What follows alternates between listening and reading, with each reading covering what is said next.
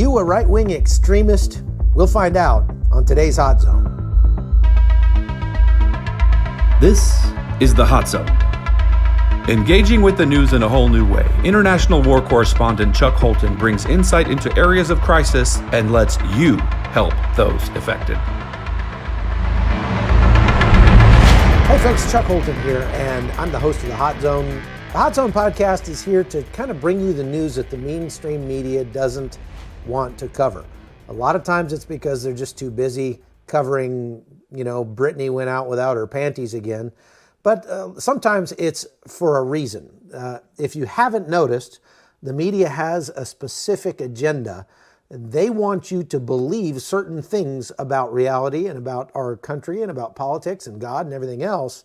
And so they tailor the news that you see to try to get you to believe a certain way. Well, we're here to break that agenda. I also, my whole point in beginning this was just letting you ride along with me as I go and report on wars and disasters around the world. And we're going to do a lot more of that once the coronavirus sort of clears up a little bit more. And unfortunately, this year, so much of the chaos that I've covered has been here in the United States. And a lot of that has had to do with the riots and protests that have happened around our country. It's been a very contentious time.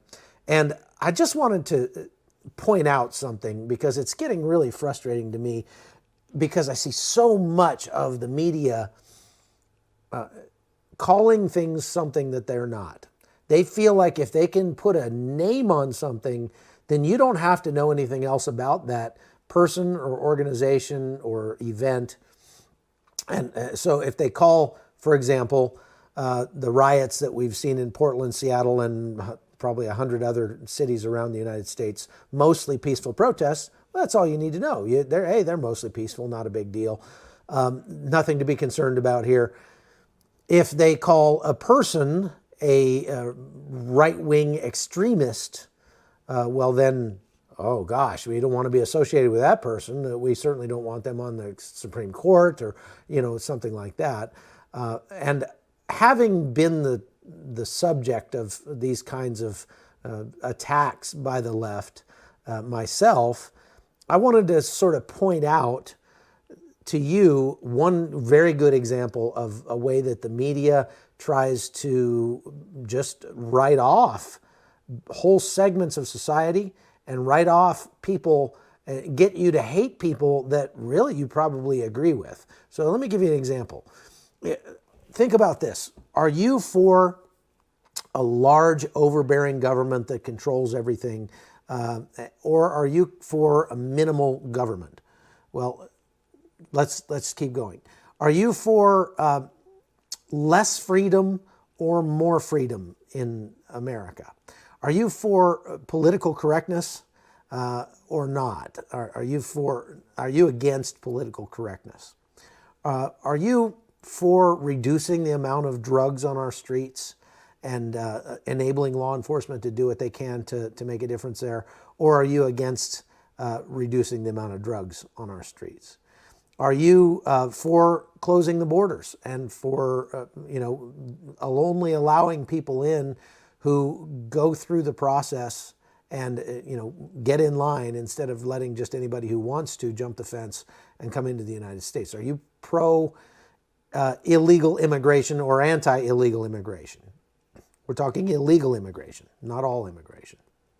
And are you anti-racism? Are you against racism or are you pro-racism? Are you one of those people like me who says, I don't want to feel guilty. I don't want to be made to feel guilty about being quote unquote racist just for the simple fact that I was born white. I can't do anything about the fact that I was born white. Why should I feel guilty about being white? That in and of itself is a racist construct. Are you pro-free speech or anti-free speech? Are you pro-gun rights or anti-gun rights? Are you for the Second Amendment of our Constitution or against it? Are you for lifting up people who take chances in order to create jobs, the entrepreneur, so to speak? Or are you against entrepreneurship? And do you think the government should control everything? Are you for women? Are you pro elevating the status of women? Are you against women or against letting women live the life that they want to live? Are you? Do you believe that America has something to offer? That's really what it comes down to. Do you believe America is a good place where, we're good for a reason because of the values that we hold dear? Or are you one of those people that says, no, America was never great, it isn't great, and the only way to make it great is to turn it into something that's not traditionally America? Well, if you answered those questions the way I answered those questions, which is I'm pro minimal government, maximum freedom, against drugs, I'm for tight border restrictions and against illegal immigration. I'm anti-racism. I don't like racism in any form. I am pro-free speech and pro-gun rights, and I am definitely pro-entrepreneur, and I like to elevate the value of women.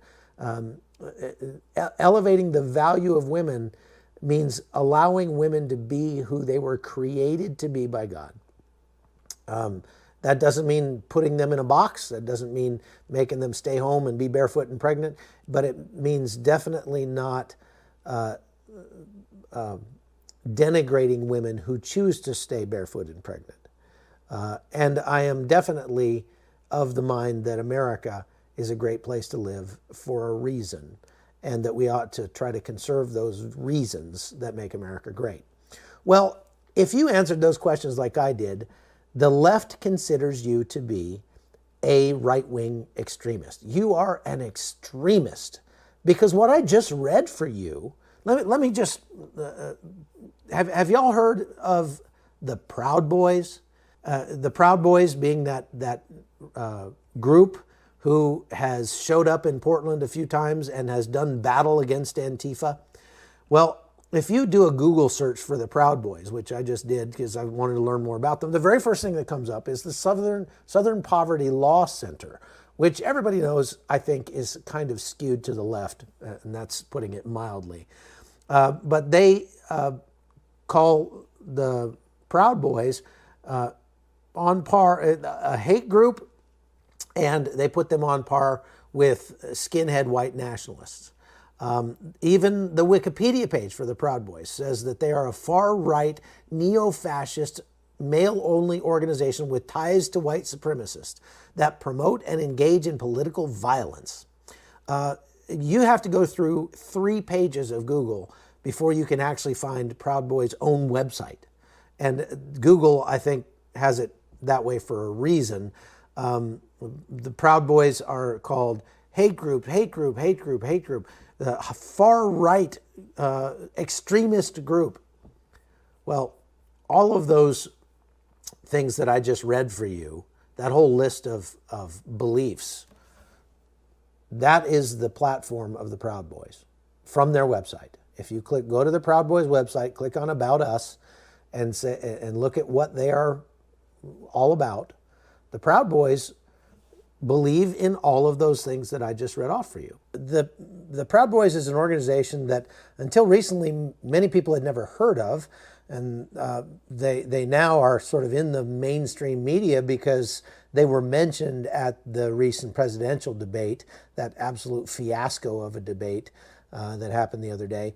And there was one clip in that debate where Joe Biden specifically named the Proud Boys in the context of asking President Trump to denounce white supremacy. Now, first of all, Proud Boys are not white supremacist organization. And here's what the media tries to do. Well, secondly, in that debate, President Trump did denounce white supremacy several times. If you go back and read the transcript, he was asked to denounce white supremacy, and he said, sure. Over and over again, he said, sure. And when he said stand back and stand by in relation to the Proud Boys, he misspoke, and he admitted that the next day. What he meant to say was stand down and let the police deal with Antifa. And the Proud Boys should not be out there dealing with Antifa. But everybody is choosing to misinterpret what the president said. Everybody, both sides. Even the Proud Boys are misinterpreting what the president said as a call to action. It was not a call to action. It was a call to stand down.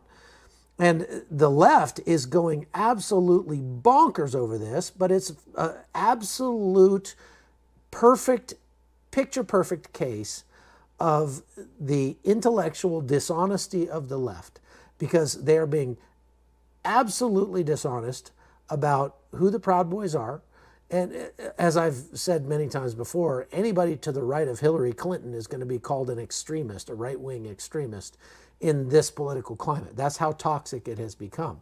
But just to give you an example of that, I have here a video from a professor from Loyola University, Chicago, an assistant professor, being asked to define white supremacy. And here's how she defines white supremacy. It's based on, protecting the white race that by any means necessary. They admire figures like Hitler and others who have engaged in genocide. They support and believe in fascist governments, as well as their ideals and doctrines.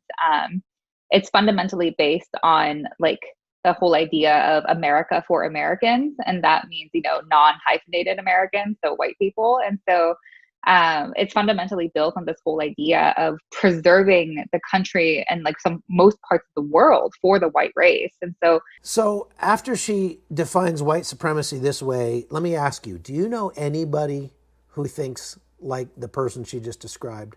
Do you know anybody who says we need to protect the white race? Do you know anybody who admires figures like Hitler and others who have engaged in genocide? Do you know anybody who supports and believes in fascism, who says, yes, I'm fascist, I believe in fascism? I don't, and I meet a lot of people. I don't know people like that. And if you contrast that and understand, she was asked to define a white supremacist in the context of talking about the Proud Boys. She's equating Proud Boys with white supremacy. But if we go look at the Proud Boys website, that's not what we find. What we find is actually a fairly reasonable set of stated beliefs. But here's what the media tries to do. They try to go find the one guy who has a Proud Boys tattoo that is a white supremacist, or the one white supremacist who says that he likes Donald Trump or the Proud Boys, and they try this guilt by association thing. They did it in a news conference with Kayleigh McEnany just the other day. So they're saying, well, the Proud Boys are already making T-shirts with "Stand By." President Trump made them do that. He's commiserating with the Proud Boys, and Kayleigh McEnany has the perfect response. Well, I don't speak for that group, so I'm not sure why you're asking me why they're saying a certain thing. If someone denounced you, you probably wouldn't put it on a T-shirt and make badges of it, right? The president did denounce them. He was asked, will you tell them to stand down? He said, sure. Went on to stand. Which seems like an instruction. He said stand back. And then just yesterday when he was asked, he said specifically stand down, a synonym with stand back. And the president said, sure, when asked by the moderator whether they should stand down. The Proud Boys can do what they want to do. They can support Donald Trump or not.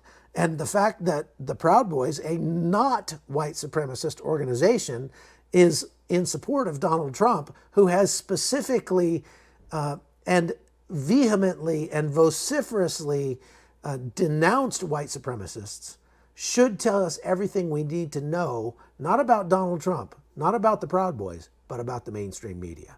And that's all I got to say about that. Thanks for watching The Hot Zone. I'm Chuck Holton. The Hot Zone is produced by Amy Holton and Livefire Media. Copyright 2019.